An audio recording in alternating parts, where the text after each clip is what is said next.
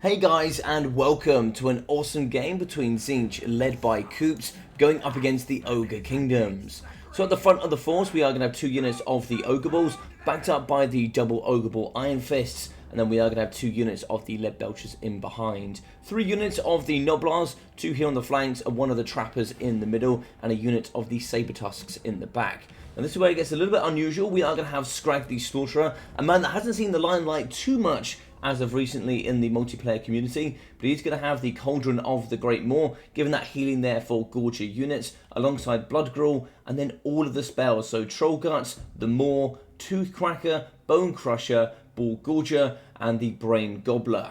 We're also going to be having the extra ingredients. I think that's a little bit too many spells, but time will tell. Over on the left-hand side, we are going to have the double Gorgers in Vanguard, and then 2 more on the right. Now, Gorgers really have seen a bit of a debuff, reduction in numbers, and then just overall damage value just means that sadly they really don't get picked very much anymore. At the front, we are going to be having Forsaken, backed up by Blue Horrors for a really good front line, and then 2 units of the Chaos Knights. Another unit here that really doesn't see the limelight very much, but they are gorgeous, I must say so. A brilliant design indeed. 120 armor, pretty decent stats overall, but they are phenomenally expensive. In the backside, we are going to have Pink Horrors, backed up by more Blues and a unit of the Flamers. Very powerful indeed. And we're also going to have a Cultist, somebody who doesn't normally get brought here to the battlefield. He's going to be having the Power Stone alongside the Gate of Tzeentch. Now, the nice thing about the Power Stone, it does give reserves increase, so you can get more Winds of Magic.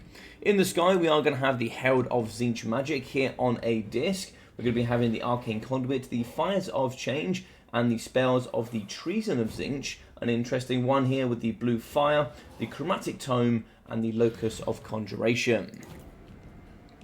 So both sides here are going to be coming together, and the nice thing here about the Vanguard and also Stalked Gorgers is they're not going to be seen for quite a while. I'm sure here Coops is a good enough player that he can probably add up the estimated cost of this build and go, there's something missing here. There's about 4,000 gold missing from this build. But either way, he's going to go forward and he's now going to smash that blue flame into Scrag. Looks like he's actually going to get a double cast going down there. That's going to be lots of damage going up against Scrag the Slaughterer. So he's going to be going down rather quickly. Lots of damage there up against him. We're also going to be having the Chaos Knights charging around the left and right hand flanks, and they will bully the Saber Tusks. Saber Tusks really do not stand a chance. 52 melee defense here for cavalry is something quite exceptional. On the side, we are going to have Forsaken charging down the Ogre Ball Iron Fists, hoping to push them back so we can get some shots here with the Blue Horrors. We can see they're going to fire into the front line, so much damage up against the Ogre Balls. Ogre Balls going to be charging for those big clubs in hand as they smash into the face here of these little blue demons. But we see the Warp Flame charging over the top here. The Flame is now going to be getting very busy up against the Ogre Balls, and they'll delete them in a matter of seconds. There's really not many forces in the game that have as much DPS here as these Flamers. In the backside, I'm going to be waiting here. The Gorgers are en route, but 54 speed is decent, but nothing too record-breaking. Peak fire coming over the top. We do actually have some of the breaking Ogre Balls here. The Iron Fists are going to be moving off to the edge of the map. The Blue Horrors could chase here. That wouldn't be the worst idea.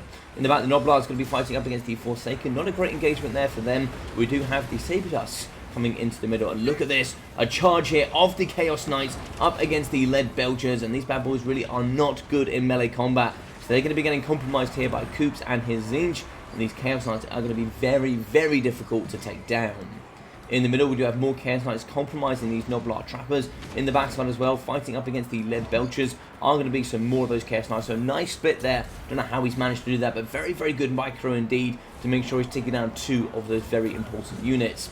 Saber Tusks are also going to be fighting. Blue Horns going to be shooting over the top up against the Noblar Trappers. And in the sky, we're going to be getting some 360. That's in the back of your own Chaos Knight there, Mr. Tzeentch Lord. But still, nonetheless, he's going to be firing in the sky, cackling as he does. But here we go. Gorgers are in, and they're going to be causing a mock in the back lines. Fighting here up against the Pink Horrors, Blue Horrors. Beautiful stuff here. It looks like Scrag is going to break, but we do have Troll Guts activated, so he is going to be healing on his away here, so he should return hopefully rather quickly. Now we do see Blue Flame in the backside scorching up against these Gorgers. We do have Pink Horrors backed up by Blue Horrors here fighting, and these Flamers really are trying to bring all the damage value here to the back of these Gorgers. Gorgers are unbreakable, of course, and we do actually have Scrag who can heal them in melee combat. So we actually have quite a bit of leadership. 42 leadership. Scrag is going to return. He immediately wants to dive in here and fight up against these blue horrors. Maybe even compromise some of these flamers. We don't see Gorgeous charging through the pocket. They are going to get stopped though by the Chaos Knights, but they need to keep pushing and pushing. And there we go. They're in the back and they will destroy these flamers in a matter of seconds. They do count as large. The anti-infantry not going to be too handy here. We do manage to break some of the mobility with these saber tusks. In the back, we do break with the Noblars. The Ogre Balls really trying their best up against these Forsaken, but so much weapon strength is really going to reign supreme. We have the Gorgeous still fighting. That unbreakable status is so important. Now we actually have Scrag beating down here up against the Cultist of Tzeentch, and we can do some pretty good work indeed. That charge bonus is going to be electrifying here up against the Cultist, and he's really not going to be able to get away from such awesome might.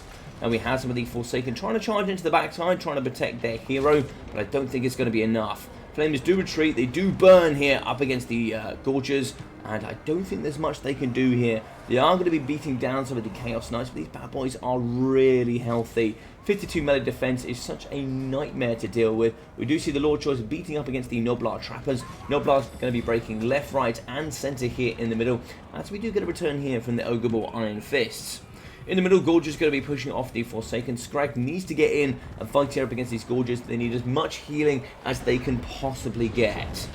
And we do see here, charging in the Forsaken of Tzeentch, going to be fighting, hopefully bringing down some of these Gorgeous. Warp Flame coming over the top here from the Flamers, trying to do as much damage up against Scrag as they can. But Scrag is looking rather healthy. He's going to be here at 5,000 HP, pushing into the back. The cavalry really needs to dive in here and protect these Flamers.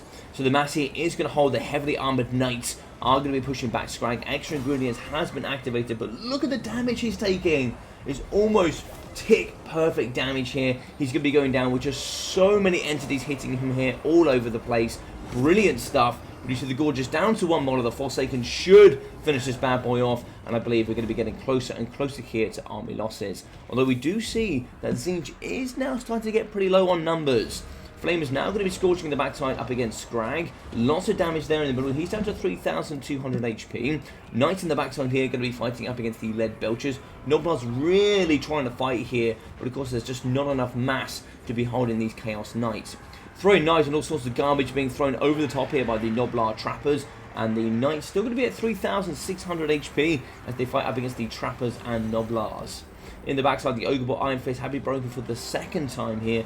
Gorgeous still fighting with 6 models in the pocket, but Scrag does shatter. That is going to be army losses. GG's and well played to Coops and Tzeentch. An excellent game indeed, with some very rare units that we really don't see very much. A very, very enjoyable one indeed. And one that's quite interesting, that Tzeentch, very well here with Coops, got the early push and really tried to take on 2/3 of the Ogre Kingdom force, whilst the other third was a bit busy there in the back spawn. Now we do see 180, 470, 1,100 and 580 there for the Gorges. So you can really see why Gorges particularly aren't picked too much. I believe they went from 16 down to 12 models. Also they lost a bit of damage output. They kind of got nerfed into existence. So sadly we just don't see them anymore. And Scrag, 1,160 there for him, but of course bringing all of his spells, probably not optimal. I'd certainly say 2, maybe 3 maximum would be ideal, and then for the rest there you can kind of divvy those points maybe amongst more Saber Tusks, more Ogre Balls, kind of your choice there. 420, 65 with 180 there for the Saber Tusks, 370, 270 there for the Iron Fists, with 21 and 600 for the Lead Belchers, 140 for the Noblars, 220 and 190. So we saw the Tzeentch caster coming in at 2,200, 0 for the Cultist, with 1.7 and 2,400 for the Chaos Knights, putting on a world performance. We saw 688, 760, 917 there for the Forsaken. 1,900 for the Flamers, also doing excellent. Just one unit, I believe, is absolutely fine. I see people putting in 3, maybe 4. They're just so squishy that if you lose them, which can be, pretty easy, it's really not worth it. But just one unit just shows how much performance they really can put on. 480, 520 there for the Pinks. And the Blues coming in at 250, 630, 330 and 620. So I really hope you guys enjoyed this one. If you did, please smash that like button. Feel free to leave a comment down below and subscribe if you haven't already. I've been your boy Logic. Enjoy your weekend and I'll see you all soon.